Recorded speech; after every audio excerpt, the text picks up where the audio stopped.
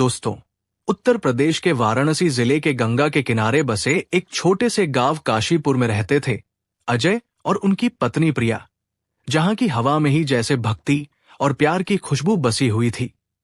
अजय एक साधारण school teacher थे जो बच्चों को पढ़ाने में अपनी जिंदगी की सारी खुशी ढूंढ लेते थे। ईमानदार, मेहनती और इतने सरल कि गांव वाले उन्हें अपना आदर्श मानते थे। और प्रिया, आहा, वो तो जैसे अजय की जिंदगी की वो रोशनी थी जो हर अंधेरे को चीर कर निकल आती थी। उनकी शादी को 5 साल बीत चुके थे, लेकिन उनका प्यार हर रोज नया लगता था, जैसे पहली मुलाकात की वो बारिश अभी भी बरस रही हो। प्रिया घर संभालती, अजय के लिए हर सुबह चाय बनाती और शाम को जब वो थककर लौटते तो उनके कंधों पर हाथ रखकर कहती, अजय जी, आपकी मुस्कान ही मेरी दुनिया है, बाकी सब तो बस बहाना है जीने का। और अजय हंसकर जवाब देते, प्रिया, तुम्हारे बिना ये जिंदगी सूनी लगती है, तुम हो तो सब कुछ पूरा है। गांव के लोग उनकी जोड़ी को देखकर कहते, अगर सच्चे प्यार की कोई जीती जागती मिसाल है तो वो है अजय और प्रिया, जहां न झगड़े न शिकायतें, बस एक दूसरे के लिए अनंत सम्मान और अटूट विश्वास। दोनों के सपने बड़े नहीं थे, बस एक छोटा सा घर जहां शाम को गंगा की लहरों की आवाज सुनते हुए वे एक दूसरे की आंखों में खो जाते। प्रिया अक्सर कहती, अजय जी, हम गरीब हैं ठीक है, लेकिन हमारे पास जो ईमान और प्यार है वो किसी राजा से कम नहीं, इसे कभी मत खोना। और अजय की आंखों में चमक आ जाती, वो प्रिया को गले लगा लेते और कहते, तुम सही कहती हो, तुम्हारे साथ तो मैं दुनिया जीत सकता हूं, बाकी किसी चीज की क्या जरूरत। लेकिन दोस्तों, जिंदगी हमेशा इतनी सीधी नहीं चलती। कभी कभी वो ऐसे मोड़ लेती है जहां दिल टूटने की आवाज तक सुनाई देती है। और ऐसा ही एक भयानक मोड़ आया इनकी जिंदगी में, जब गर्मियों की तपती धूप में गांव में एक रहस्यमयी बीमारी ने दस्तक दी। पहले तो लगा जैसे साधारण बुखार है, 2-4 लोग बीमार पड़े, लेकिन धीरे धीरे वो बीमारी पूरे गांव को अपनी चपेट में लेने लगी। लोग तेज बुखार, खांसी और बदन दर्द से करहाने लगे। और जब एक हफ्ते में ही 7 लोगों की मौत हो गई तो पूरे गांव में दहशत फैल गई। हर घर में मातम छा गया। बच्चे रोते, बूढ़े सहमे हुए, क्योंकि गांव में कोई बड़ा अस्पताल नहीं था। निकटतम शहर का अस्पताल मीलों दूर था, जहां पहुंचना गरीबों के लिए सपने जैसा था। ट्रेन का किराया, दवाइयों का खर्च, सब कुछ जैसे पहाड़ बनकर खड़ा हो जाता। अजय भी इस बीमारी से चिंतित थे। रातों को नींद नहीं आती। वो गांव वालों की मदद करने की कोशिश करते, लेकिन खुद असहाय महसूस करते। और फिर वो काला दिन आया जब प्रिया को भी तेज बुखार ने जकड़ लिया। शुरुआत में हल्का सा लगा, लेकिन रात होते होते वो इतनी कमजोर हो गई कि बिस्तर से उठ नहीं पाती। खांसी ऐसी कि सांसें रुकने लगती, बदन दर्द से जैसे आग लगी हो। अजय का दिल टूट रहा था। वो प्रिया के माथे पर ठंडी पट्टियां रखते, पानी पिलाते, लेकिन कुछ फायदा नहीं हो रहा था। गांव के छोटे डॉक्टर को बुलाया। वो आया, प्रिया को देखा और चेहरे पर चिंता की लकीरें उभर आई। बोला, अजय भाई, ये बीमारी बहुत खतरनाक है, इसे तुरंत शहर के बड़े अस्पताल ले जाओ। यहां का इलाज काफी नहीं, वरना जान का खतरा है। ये शब्द सुनते ही अजय के पैरों तले जमीन खिसक गई। उनकी आंखें नम हो गई। वो जानते थे कि शहर दूर है, इलाज महंगा है, लेकिन प्रिया को खोने का ख्याल ही उन्हें अंदर से मार रहा था। नहीं, मैं अपनी प्रिया को कुछ नहीं होने दूंगा, उन्होंने मन ही मन ठान लिया। अजय के पास ज्यादा पैसे नहीं थे, स्कूल की तनख्वाह से बस गुजारा चलता था, लेकिन प्रिया के लिए वो कुछ भी करने को तैयार थे। गांव के साहूकार के पास गए, हाथ जोड़े, गिड़गिड़ाए, साहूकार जी, मदद करो, मेरी प्रिया मर रही है, पैसे उधार दो। साहूकार ने ठंडी नजर से देखा और कहा, अजय, पैसे तो दे सकता हूं, लेकिन तुम्हारा वो छोटा सा खेत गिरवी रखना पड़ेगा। बिना गारंटी कुछ नहीं।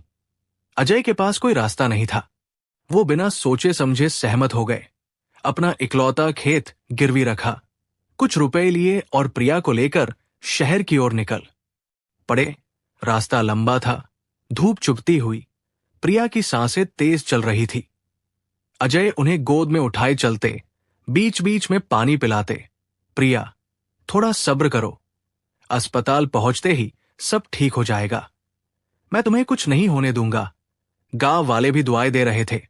कुछ ने छोटी मोटी मदद की, लेकिन उनकी अपनी गरीबी उन्हें रोक रही थी। घंटों की यात्रा के बाद जब अजय अस्पताल पहुंचे तो वहां पहले से ही मरीजों की भीड़ थी। डॉक्टर व्यस्त, नर्सें भागती दौड़ती। अजय प्रिया को लेकर डॉक्टर के पास गए, लेकिन डॉक्टर ने पहले मना कर दिया, बहुत मरीज हैं, इंतजार करो।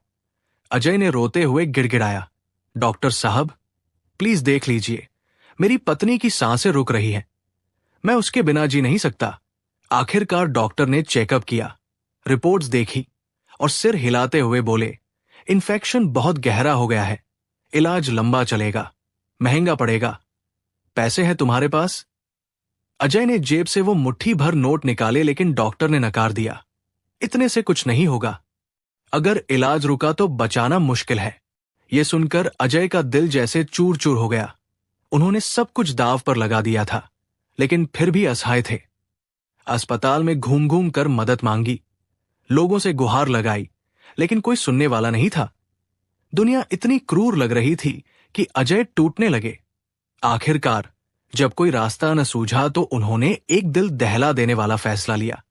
प्रिया के माथे को चूमा, उनकी बंद आंखों में देखा, आंसू बहाते हुए एक छोटा सा कागज उनके हाथ में रखा और चुपचाप अस्पताल से निकल गए।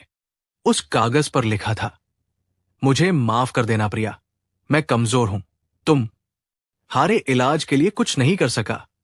उम्मीद है कोई तुम्हारी मदद करेगा, मैं तुम्हें यूं मरते नहीं देख सकता। अजय बाहर निकले, आंसू बहते रहे, लेकिन मजबूरी ने उन्हें रोक लिया। इधर घंटों बाद जब प्रिया की आंखें धीरे धीरे खुली तो आसपास अजनबी चेहरे थे। अजय कहीं नहीं दिखे, उनका सिर भारी था, शरीर में जान नहीं। दिल में एक अनजाना डर छा गया। हाथ उठाया तो हथेली में वो कागज दबा था। कांपते हाथों से खोला और जैसे ही पढ़ा, मुझे माफ कर देना प्रिया, उनकी आंखों से आंसुओं की बाढ़ आ गई। अजय जी, तुम कहां हो? क्यों छोड़ गए मुझे? उनकी आवाज इतनी कमजोर थी, लेकिन दर्द इतना गहरा कि अगर कोई सुनता तो पत्थर भी पिघल जाता। लेकिन वहां कोई नहीं था। फिर एक नर्स आई, प्रिया के आंसू देखे, पास बैठी और पूछा, क्या हुआ बहन, क्यों रो रही हो? प्रिया ने रोते हुए कहा, मेरा पति कहाँ है? नर्स ने दुखी होकर बताया, तुम्हें तो तुम्हारा पति लाया था, लेकिन अब वो नहीं दिख रहा। यह सुनकर प्रिया फूट फूट कर रोने लगी। सोचने लगी कि क्या अजय ने सच में उन्हें मौत के मुंह में छोड़ दिया। वो आदमी जो उनका सहारा था, अब अकेला छोड़ गया, जिंदगी और मौत के बीच। खैर, अस्पताल में प्रिया को कई दिनों तक रखा गया। हर रोज उनके मन में यही सवाल घूमता, अब मैं क्या करूंगी, कहां जाऊंगी? वो इतनी कमजोर थी कि चलना मुश्किल था, लेकिन उन्होंने खुद को संभाला, धीरे धीरे ठीक होने लगी। और इसी बीच उनकी जिंदगी में आया एक नया चेहरा, डॉक्टर राहुल, जो अस्पताल के सीनियर डॉक्टर थे। दयालु, संवेदनशील और ऐसे इंसान जो मरीजों की पीड़ा को अपनी समझते। उन्होंने प्रिया को पहली बार देखा तो उनकी हालत से दुखी हो गए। एक दिन पास आए और पूछा, तुम्हारे पास रहने की कोई जगह है? प्रिया ने ना। मैं सिर हिलाया।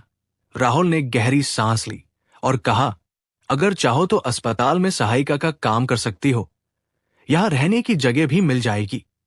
यह सुनकर प्रिया की आंखों में उम्मीद जगी। सच में डॉक्टर साहब? हां, जब तक चाहो।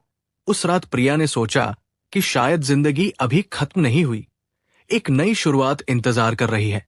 पूरी तरह ठीक होने पर उन्होंने काम शुरू किया। शुरुआत में मुश्किल था।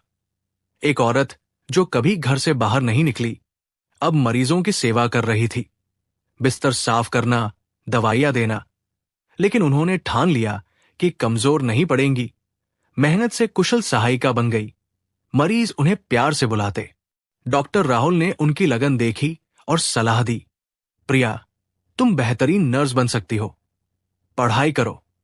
प्रिया पहले डरी, लेकिन हिम्मत जुटाई, नर्सिंग कोर्स ज्वाइन किया। साल बीतते गए, 10 साल गुजर गए। अब प्रिया वो टूटी हुई औरत नहीं थी जो बिस्तर पर अजय का इंतजार कर रही थी। अब वो सशक्त, आत्मनिर्भर और सफल नर्स थी। अस्पताल में उनकी इज्जत थी। हर कोई उनकी मेहनत की तारीफ करता, लेकिन दिल के कोने में अजय की यादें अभी भी दबी हुई थी।